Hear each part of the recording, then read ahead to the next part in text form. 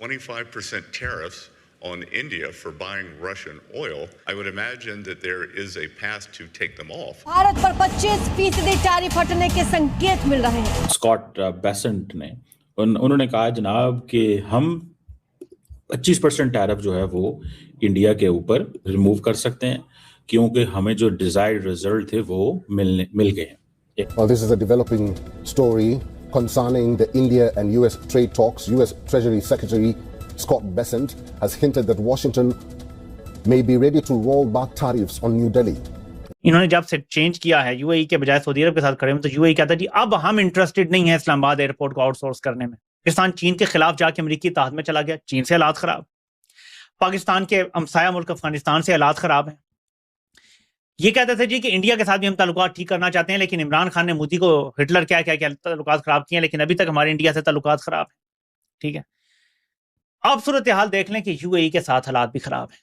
जैसे European union India के करीब आ रही है, अमेरिकन ये समझते हैं कि वो जो प्रेशर डाल रहे थे इंडिया के ऊपर शायद वो काम करे या ना कर रही, तो वो समझ रहे हैं कि अब हमें भी इंडिया की मार्केट का फायदा उठा लेना चाहिए इससे पहले कि इट्स टू लेट और हमारी जो प्रेशर है वो काम ना करे। कि वित्त मंत्री ने दिए भारत पर से टैरिफ हटाने के संकेत, 25% अतिरिक्त टैरिफ पर अमेरिका का यू टर्न संभव।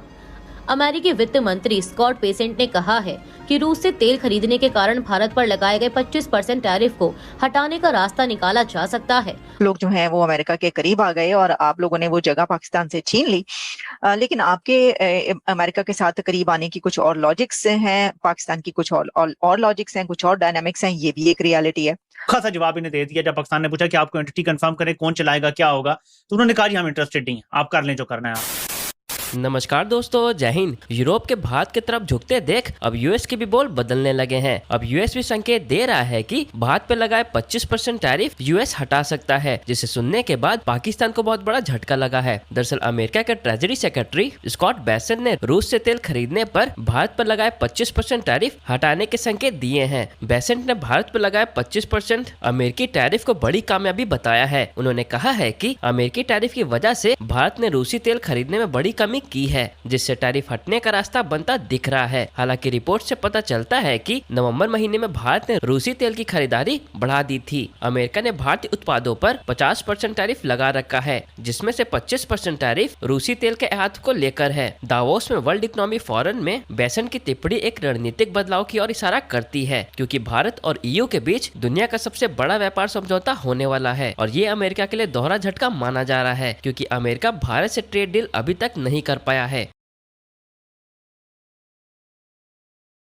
जैसे यूरोपियन यूनियन इंडिया के करीब आ रही है, अमेरिकन ये समझते हैं कि वो जो प्रेशर डाल रहे थे इंडिया के ऊपर शायद वो काम करे या ना कर रही, तो वो समझ रहे हैं कि अब हमें भी इंडिया की मार्केट का फायदा उठा लेना चाहिए इससे पहले कि इट्स टू लेट और हमारी जो प्रेशर है वो काम ना करे।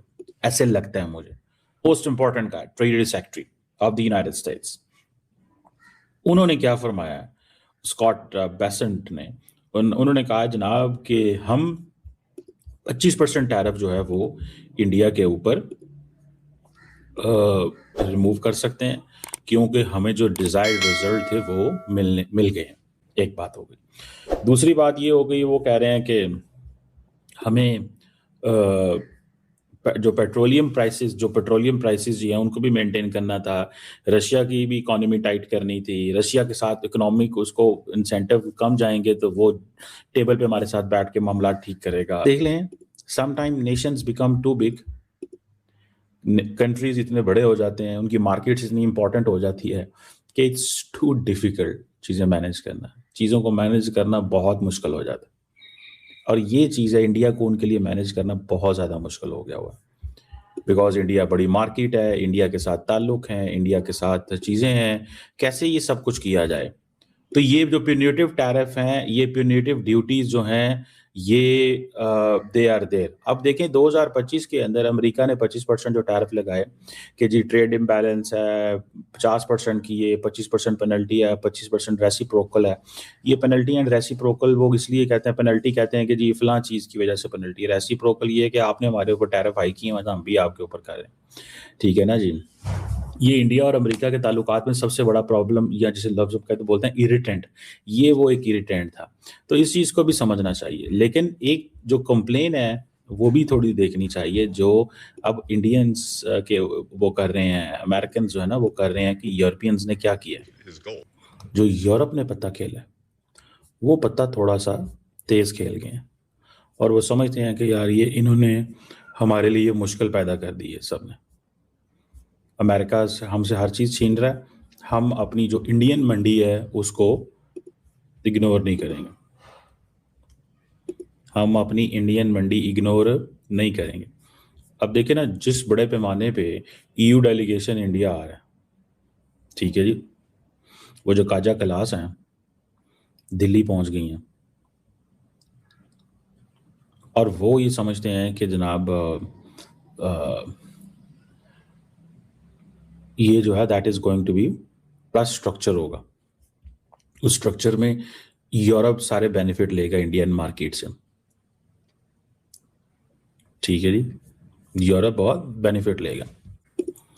अमेरिकन को ये चीज़ पैनिक कर रही है कि ये सारे दोस्त जिनको हम टाइट कर रहे थे वो सारे के सारे इस तरफ चल पड़े हैं, ये सारे के सारे इंडियन मार्केट ढूंढ रहे हैं, तो हमने ये गलती तो नहीं कर बैठे कहीं। इस चीज़ को भी ज़रा पॉइंट में ज़हन में रखें। मैंने आपसे कहा था कि यूएई रिटेलिएट करेगा। इन्होंने क्योंकि सऊदी अरब और यूएई की लड़ाई में सऊदी अरब के साथ खड़े होने का फैसला किया, विच काइंड ऑफ ठीक ही फैसला है, लेकिन अब यूएई की तरफ से रिटेलिएशन शुरू हो गई है। आपको याद होगा कि यूएई इस्लामाबाद इंटरनेशनल एयरपोर्ट का इंतजाम संभालने वाला था।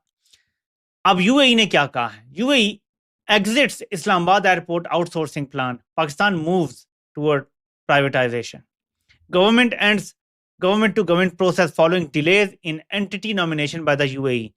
Move follows PIA privatization and aligns Islamabad with Karachi and Lahore airports. खबर जरा पढ़ते हैं तफसील।